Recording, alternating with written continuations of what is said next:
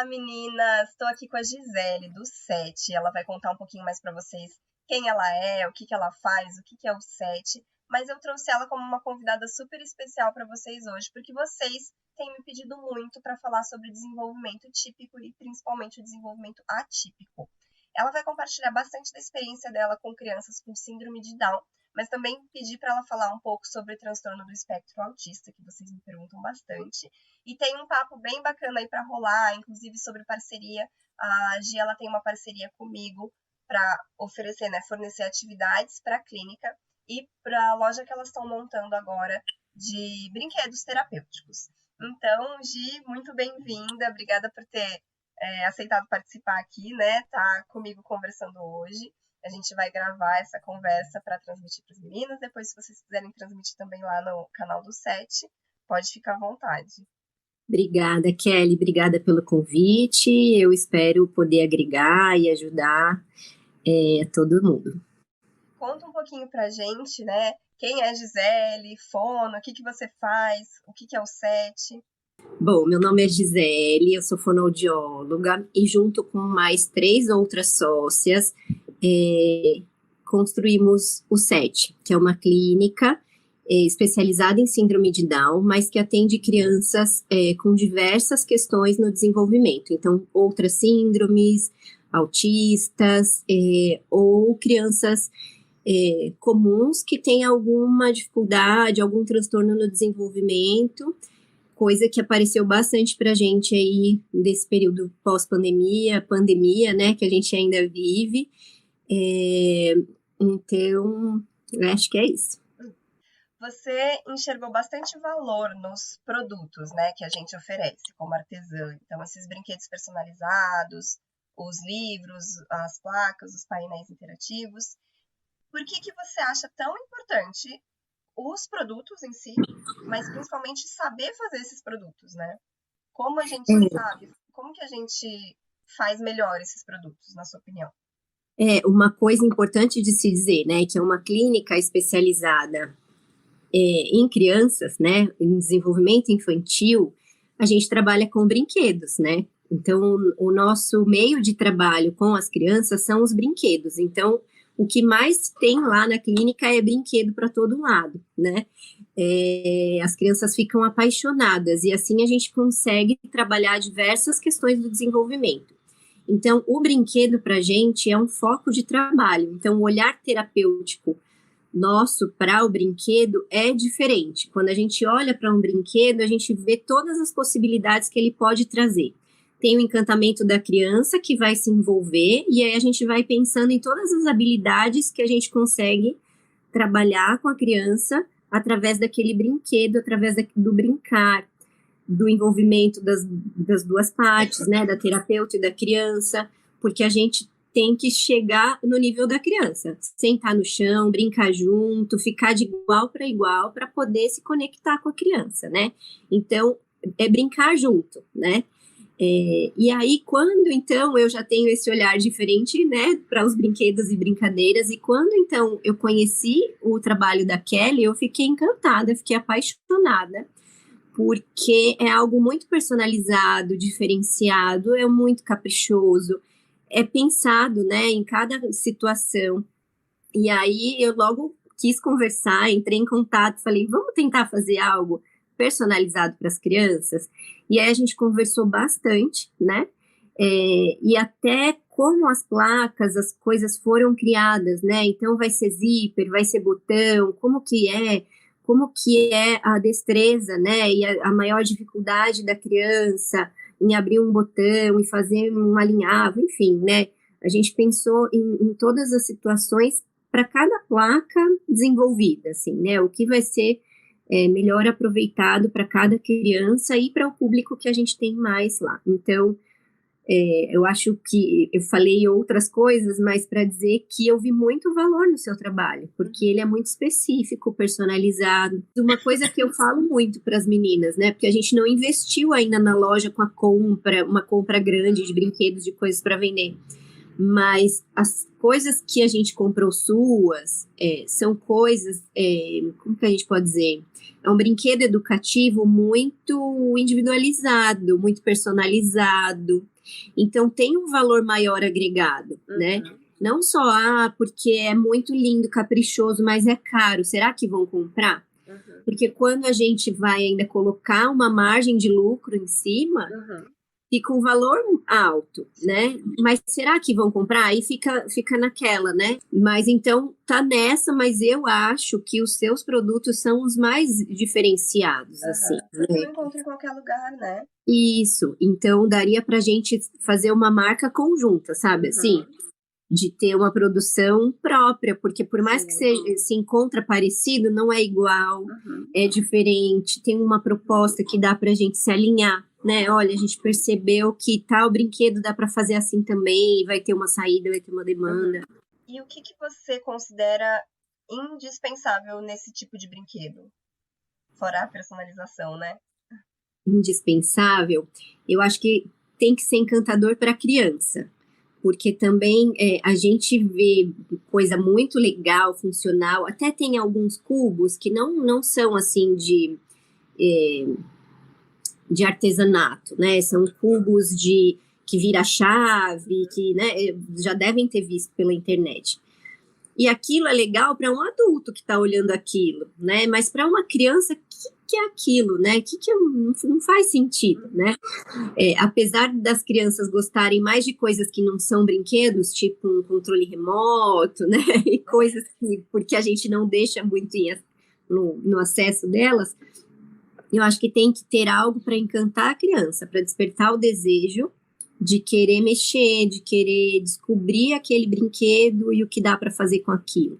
O lúdico, né? O lúdico, isso mesmo. Você me lembrou de um exemplo que eu costumo dar também nas páginas, porque assim, eu tenho um painel de AVDs que eu chamo, que eu costumo vender mais para terapeuta ocupacional, né, para as TOs, para utilizar com crianças maiores e adultos.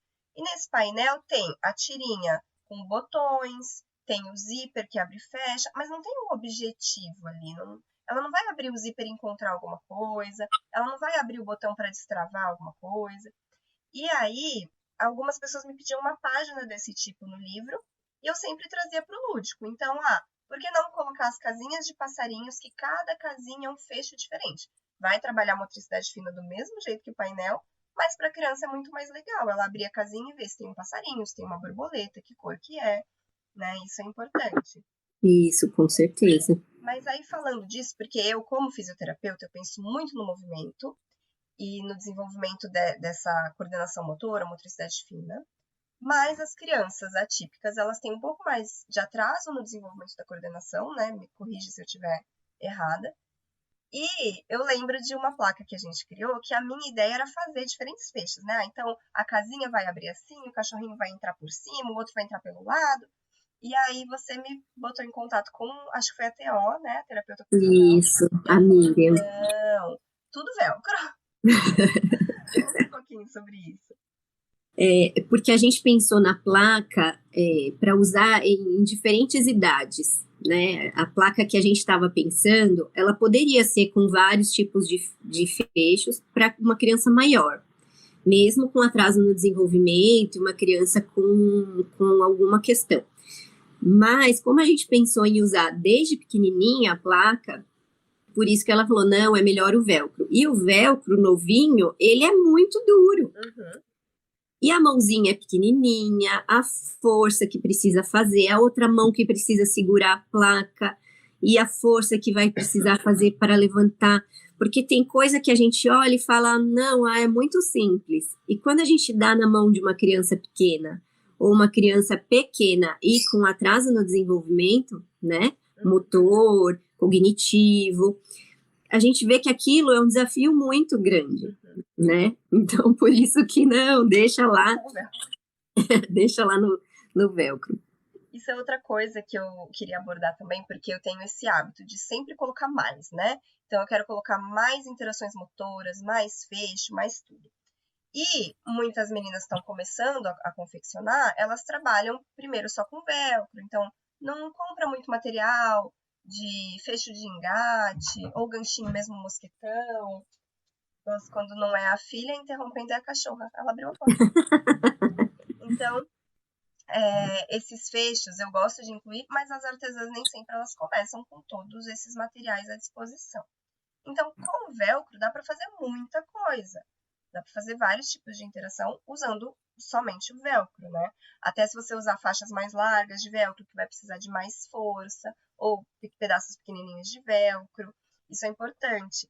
E me lembrou, aí entrando um pouquinho na questão do TEA, né, do transtorno do espectro do autista, que a gente também tem essa intenção, muitas vezes, de colocar diversos estímulos sensoriais, mas a criança com autismo, ela tem um excesso de estímulos, não é verdade? Uhum. A gente precisa, às vezes, focar um pouquinho mais em um sentido de cada vez. É que depende muito da criança, né? Porque quando a gente fala do espectro, ele é muito amplo. Então, a gente tem que tomar cuidado quando a gente pensa nisso. Eu vou fazer focado para determinada situação. Eu acho que sempre a gente tem que ter um pensamento amplo, porque as pessoas são muito diferentes, né? Às vezes, muita textura vai desencadear uma situação, né, na criança. Um estímulo exacerbado. E, às vezes, uma criança que está tão desorganizada que muitos estímulos diferentes sensoriais, né, vai fazer ela ir se organizando, né? Então também a gente tem que pensar qual o propósito, não só na hora que está fazendo, mas quem vai usar com essa criança, né? Qual vai ser o momento ideal? Se vai ser para acalmar, se vai ser para estimular, e que momento vai dar para usar aquilo como aprendizagem, né? Para estimular coisas, conteúdos, conceitos, porque também nas placas que a gente pensou juntas, tem muito isso de conceitos, né, de pareamento, de associação de ideias, e eu acho que tem que pensar assim, amplamente, sabe, porque cada criança vai ser diferente, a gente não sabe para quem vai aquela placa, né, quando a gente pensa num todo, né, quando pensa na clínica, ou vender assim, numa maneira mais ampla, mas quando tem um pedido específico de um paciente em específico, de uma criança, acho que é bacana tentar entender o perfil dela, né? Exato. Porque às vezes a mãe ou as terapeutas vão trazer, né? Olha, determinada textura faz a criança se acalmar e daí ela consegue sair de um padrão que estava ruim, enfim, acho que é conversar e tentar entender especificamente quem vai ser aquela criança daquele material para o estímulo. Muito bom, Gi, porque isso é muito frequente, as artesãs me perguntam muito, Kelly, o que você indica para uma criança com autismo? E eu sempre respondo a mesma coisa, depende. Você precisa conversar com a mãe, né, com a família, com quem está procurando esse brinquedo, para entender qual que é a demanda dela, o que ela quer, o que ela busca. E eu sempre falo dessa personalização nesse sentido. A gente precisa entender o que a criança precisa, o que a mãe busca, e conhecer o nosso produto para saber orientar justamente isso. Olha, essa textura, ela é mais calmante, né? Isso, porque eu pensei aqui, tem muita criança que tem uma busca oral exagerada, exacerbada, né? Uma criança com autista, um autista, né? Ele tem essa busca oral, então tem que tomar cuidado como vai ser feito esse brinquedo, essa placa, se são coisas muito pequenas e que a criança vai poder pôr na boca, como que é isso, sabe? Por isso, acho que assim, quando você pensa no amplo é uma coisa, mas quando você já sabe para quem é o brinquedo, é importante, porque aí se você pensa no amplo, quem vai comprar é que tem que tomar esse cuidado. Mas se você está sendo convocada a fazer um brinquedo específico para uma criança TEA, é importante saber quais são as características dela. Porque se ela tem essa busca oral, por exemplo, e você já tem que pensar, eu não posso pôr coisas muito pequenas, eu não posso pôr coisas que ele vai conseguir tirar, vai pôr na boca, vai engolir, vai engasgar, né? Eu acho que é isso, conversar para entender a criança, sabendo do seu material e do que você pode ofertar. Aí só para esclarecer para as meninas, busca oral, né, quando a criança ela ainda tem muito essa de levar as coisas à boca. mesmo Porque mais velha, né? isso é comum nas crianças pequenas, né? Até 1 ano a gente até fala para as mães, deixa pôr na boca, é importante pôr na boca, porque tá conhecendo o mundo pela boquinha. A criança olhou, pôs na boca, mas depois a gente já começa aí dizendo, olha, isso não é de pôr na boca. A gente põe na boca o que vai comer, olha, esse aqui é um sapato, é de pôr no pé, né? E aí a criança vai amadurecendo e vai parando. Mas algumas crianças demoram muito para fazer isso, e tem autistas que demoram mais, ou em alguma situação que está mais ansioso, alguma coisa, colocam as coisas na boca, mordem. E aí, na sua opinião, seria mais interessante oferecer um produto que proporciona isso, por exemplo, no Cubo mesmo tem a opção de colocar um mordedorzinho, né, que ele prendeu aqui no sol, peraí. Tem a opção de colocar um mordedor com a borboletinha de silicone aqui, né? É interessante oferecer isso para que ele leve a boca, ou alguma coisa que não faça, não reforce, né, que ele leve as coisas à boca? Geralmente, essas crianças possuem até um mordedor colar. Não sei se vocês já viram isso. De silicone, né? É de silicone. E aí, por conta disso, de já prever que a criança vai pegar qualquer coisa e pôr na boca, eles já andam com esse mordedor no colar. E aí, quando tá em algum momento ou pôs alguma coisa, tira e dá o mordedor que tá ali. Então, eu acho que não tem necessidade de oferecer algo no brinquedo para isso, porque geralmente isso é colocado ali. E aí também cada caso é um caso. Tem caso que é preciso ir tirando isso, tem caso que não pode, porque daí a criança começa a morder o próprio dedo e aí se machuca. Então, é muito específico de caso a caso. Mas é legal a gente saber disso, até porque durante a conversa com a mãe, com a terapeuta, né, que a gente vai programar o produto, só o fato de você saber que existe esse exemplo, né, esse tipo de criança, e você questionar, ó, ela costuma levar os objetos à boca, ela tem essa busca oral exacerbada ou não, isso já transmite para o cliente uma maior autoridade, que você sabe o que você está fazendo, sabe o que você está falando. E também eu me lembrei aqui de algumas situações que acontecem muito no TEA, de colocar coisas no nariz, na orelha. Então, é importante fazer uma anamnese, né? Acho que não é esse o nome que se usa, uma entrevista, uma conversa, porque a mãe vai trazer isso, porque é uma aflição da mãe. Eu não posso dar qualquer brinquedo, porque se tem uma fichinha, se tem uma moedinha, coloca no nariz ou coloca na orelha, já tive que ir para o hospital para poder tirar. A mãe vai trazer, e acho que agrega valor, né? De saber que, poxa, essa artesã sabe que existe essa possibilidade, ela está interessada em saber disso para ver como ela vai produzir a peça. Acho que isso é fundamental. Exatamente. Só de você falar, ó, eu cuido, não vou colocar botões, porque eles podem soltar, a criança pode colocar no nariz, na boca, isso já vai transmitir maior segurança. Entre uma artesã e outra, a que faz isso com certeza vai sobressair aí, né? Com certeza. Porque a mãe vai sentir segurança, né? Então, vamos abordar um pouquinho a questão das crianças com síndrome de Down, né? Porque você, quando a gente conversou, me falou bastante sobre a questão visual, e isso foi novidade para mim na época. E eu acho que é importante para as artesãs também, e mesmo que não sejam crianças com síndrome de Down, que você me falou do contraste, eu acho que faz total sentido. Comenta aí, quais são as características mais comuns, né, que a gente precisa estar atenta na hora de confeccionar os brinquedos. A criança com síndrome de Down, a porta de entrada maior de aprendizagem é a visual.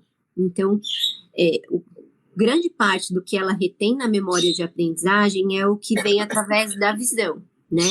Então, com 1 ano, a gente começa a produzir um caderno para a criança lá na clínica. Então, geralmente a gente começa a atender os bebês com 1 mês, mais ou menos, e aí ele passa pelas terapias de fono, físio, TO, e com 1 aninho a gente começa a confeccionar o caderno junto com a criança. Então, tudo que a gente vivencia em terapia, a gente coloca no caderno, para ela ter a memória visual do que foi feito.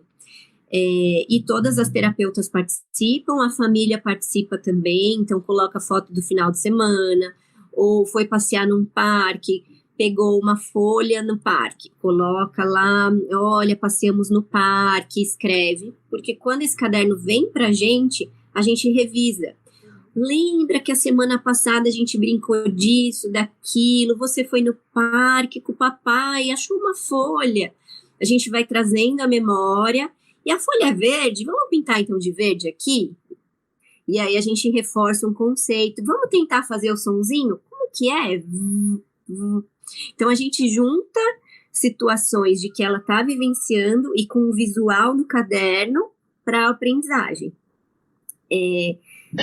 O que eu conto para os pais é que esse caderno para a gente é muito importante lá na clínica, né? E o que eu conto é igual você ir numa aula, o professor fala, você vai embora. Chega na semana que vem, né? Depois de uma semana, lembra que eu falei tal coisa? O que foi mesmo? A gente vai lembrar, assim, coisas, né? Mas a história inteira, não, né? E a maior dificuldade de uma criança que tem deficiência intelectual é a memória. Então, a gente retoma, olha, você aprendeu isso, então agora a gente vai fazer isso, né? Então, esse caderno tem a retomada. Por isso que é importante pensar no visual para a aprendizagem da criança com síndrome de Down. Então, quando for confeccionar os brinquedos, no visual, de não ser algo muito poluído, né? Eu vou fazer uma placa pequena, cheia de coisas. Foi uma coisa que a gente comentou também. Não, é melhor ela ser maior e ter menos coisas, porque quando a criança olhar, ela não vai conseguir diferenciar. E tem a situação de figura fundo também, que em bebezinho a gente faz o estímulo, a Kelly tem umas placas muito legais. Isso, os cards.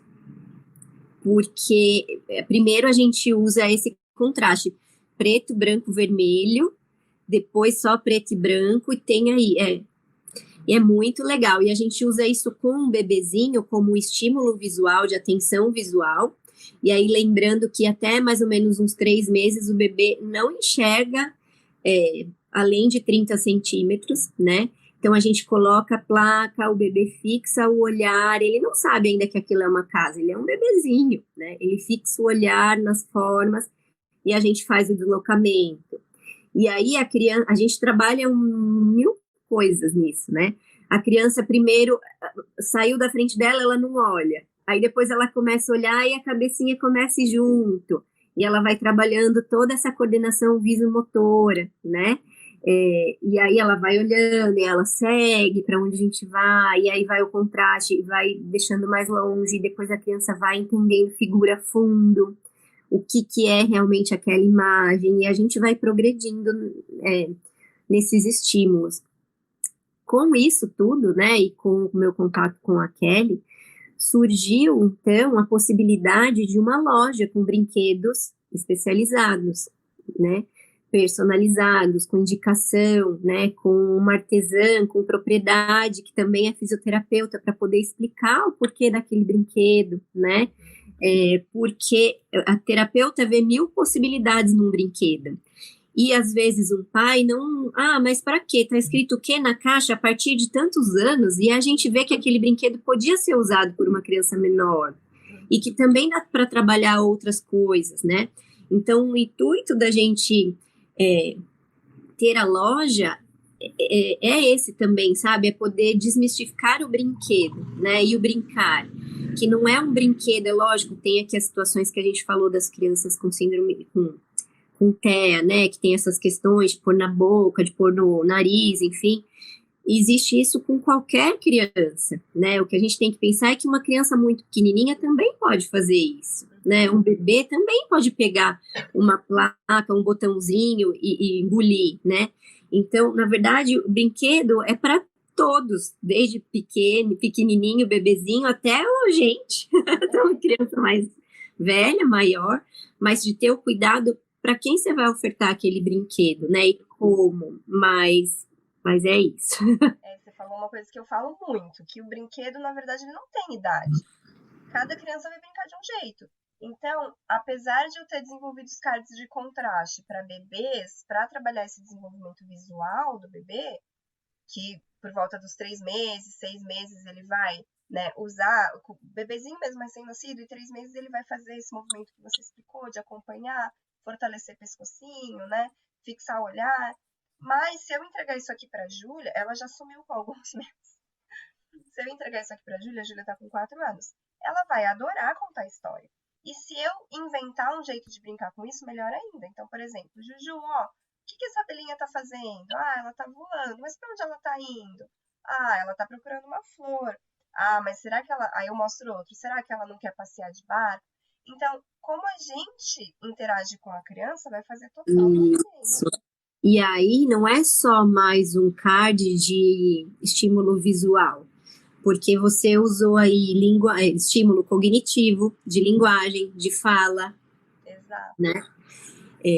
Então envolve um monte de coisa. E essa coordenação do olho é muito importante, e também é importante se dizer isso para as pessoas, de que a gente vai aprimorando a habilidade da escrita já desde ali dos 3 meses, quando a gente consegue olhar para uma coisa e fixar. Porque quando a gente está lendo, o nosso olho passa de uma letra para outra num movimento muito rápido.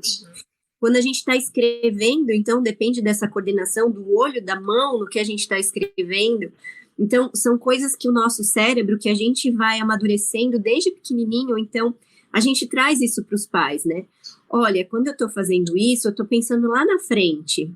Porque se eu deixar para fazer isso, tem que escrever com 7 anos. Se eu deixar para fazer isso com 7 anos para uma criança que tem atraso no desenvolvimento motor global, ela vai aprender com quantos anos? Então, eu tenho que ir antecipando pré-requisitos também, né? Para fazer essa criança conseguir avançar, conseguir adquirir, né? Então, a ideia é trazer o conhecimento também. O que dá para a gente fazer? E dá para a gente fazer muitas coisas com uma simples placa de card. Se eu falasse que isso aqui é para trabalhar nomeação, né? Não é para um bebê, uma criança de 1 ano e meio, 2 anos. Né? Ou então eu coloco, espalho ali, identificação, né? Espalho esse, e peço para ela falar qual que é a abelha, ela vai ter que encontrar. Ou então eu aponto e falo para ela nomear. Então a gente consegue trabalhar a linguagem desse jeito. Mas precisa saber explicar, né, para mãe, pro pai, como brinca, porque realmente, se você entregar isso na mão de uma mãe, legal, com 2 meses ela vai brincar, eu vou mostrar isso para ela enquanto eu troco a fralda, e depois aposenta, guarda, não sabe mais o que fazer com isso, realmente não vai ter uso. Mas a partir E do não tem momento... valor, né? Eu vou comprar isso, vai só usar com 3 meses, ou talvez até, sei lá, mais uns 2, 3 meses não vai mais usar, né? E não é isso. E também a gente tem que pensar qual a profissão dessa mãe e desse pai. Porque aí você vai conversar. Primeiro, nunca mais brinquei. Brinquei quando era criança. Tem muito adulto assim. Não tem criança na família, não tem criança por perto, tem lá agora uma criança na família. Nossa, eu nunca mais brinquei, eu não sei brincar. Porque a gente chama o pai para brincar junto, para também entrar nessa imaginação do que pode fazer com o brinquedo, né? E saber quem é esse pai, quem é essa mãe. Eu sou engenheira. Eu, sei lá, eu sou advogado, né? E eu não sei o que eu faço com esse brinquedo, né? Porque é diferente também uma profissão, uma professora que trabalha com, sei lá, ensino infantil.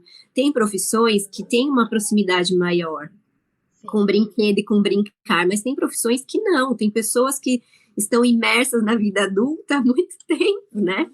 E que a gente tem que trazer e falar, não, olha, o simples é o que há, né? Sim.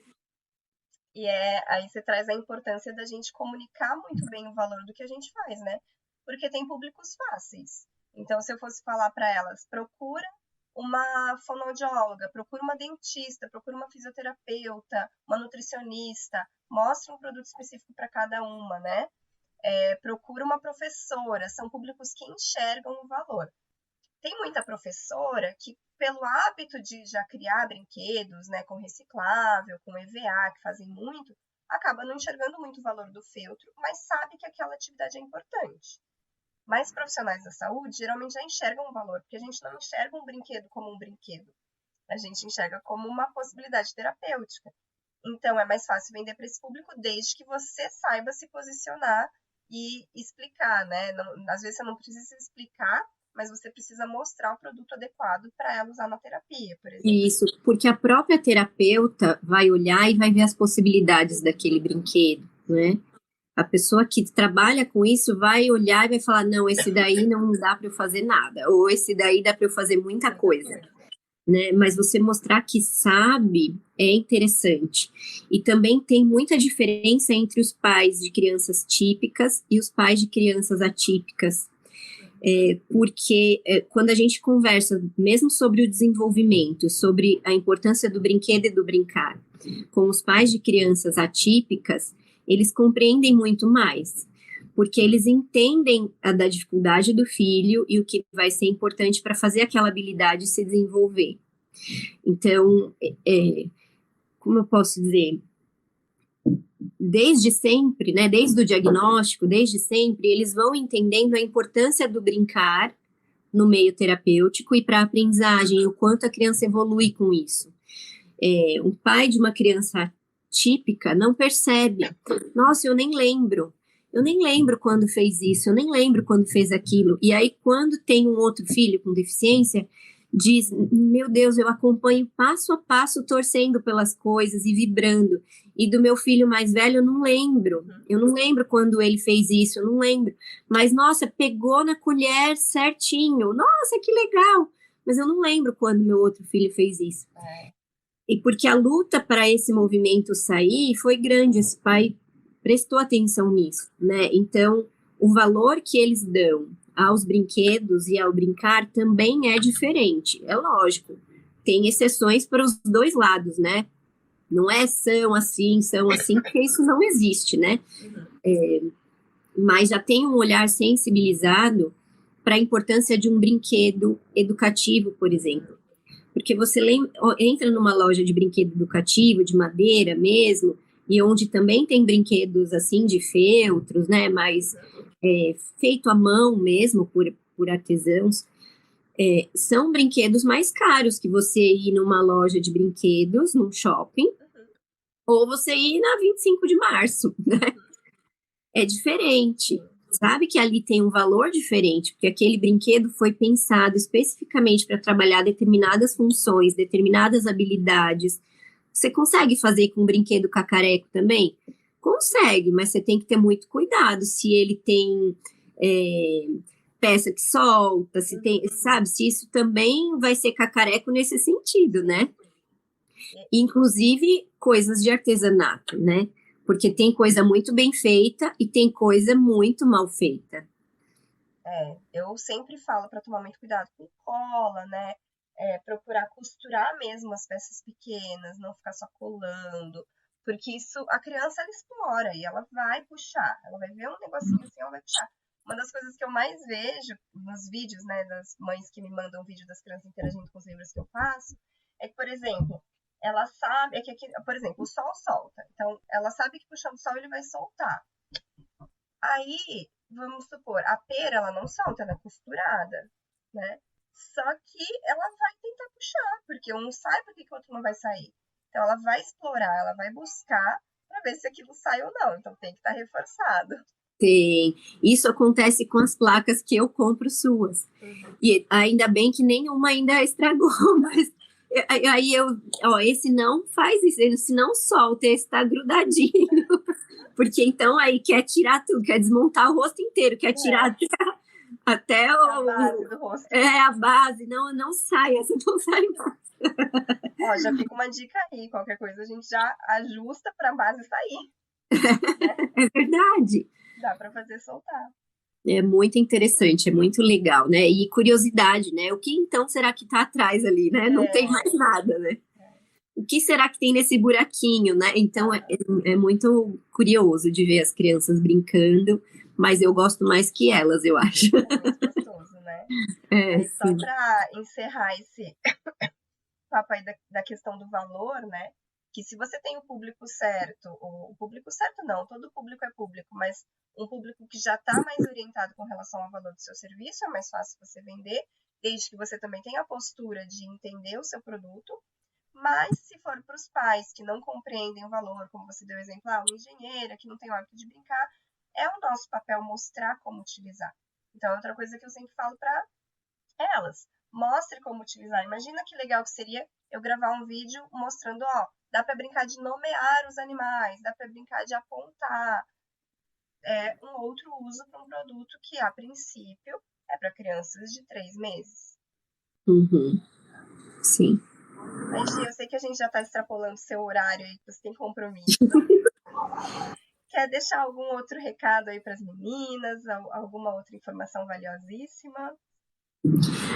Eu acho que uma informação que pode ser valiosa, pensando no desenvolvimento típico e atípico, é o exemplo da placa, né, que é feito para uma criança de 3 meses, mas a gente pode usar com criança de qualquer idade e explorar de outras maneiras. Eu acho que pensar que brinquedo e brincar é para todas as crianças, sendo típicas, atípicas, né? Eu acho que pensar num público geral, para a utilidade daquela placa, né, daquele livro, né, como vai ser, não importa se é menino, se é menina, mas se vier com uma demanda específica, procurar saber quem é aquele seu cliente, né, quem é a sua criança, e todas as particularidades dela e da família, e aí acho que não tem como dar errado. Se tiver equipe terapêutica, conversar, porque as terapeutas adoram conversar, adoram contar sobre os seus pacientes e ver novas possibilidades, né? Então, se for uma mãe de alguma criança com alguma questão no desenvolvimento e tem uma equipe, pedir posso entrar em contato com a equipe? Porque aí eu posso, junto com a equipe, pensar num brinquedo mais personalizado, porque a equipe pode te dizer, agora a gente está trabalhando muito um refinamento motor fino, né, para escrita, e ele está com muita dificuldade. E daí, como artesã, você vai ter ideias do que você vai trazer para aqueles movimentos, né? Então, acho que é isso. Ai, perfeito. Perfeita a escolha da mensagem final. Porque no fim das contas é isso, né? Brinquedo é brinquedo, criança é criança, independente de ser típica, atípica. A gente só tem que mesmo ter alguns cuidados, principalmente relacionados à segurança. Mas saber, né, como orientar vai ser metade do caminho aí para uma venda de sucesso. Com certeza. Obrigada pelo convite. Obrigada e boa sorte nas vendas. Muito obrigada, Gi. Um beijo. Obrigada, beijo, tchau. Tchau.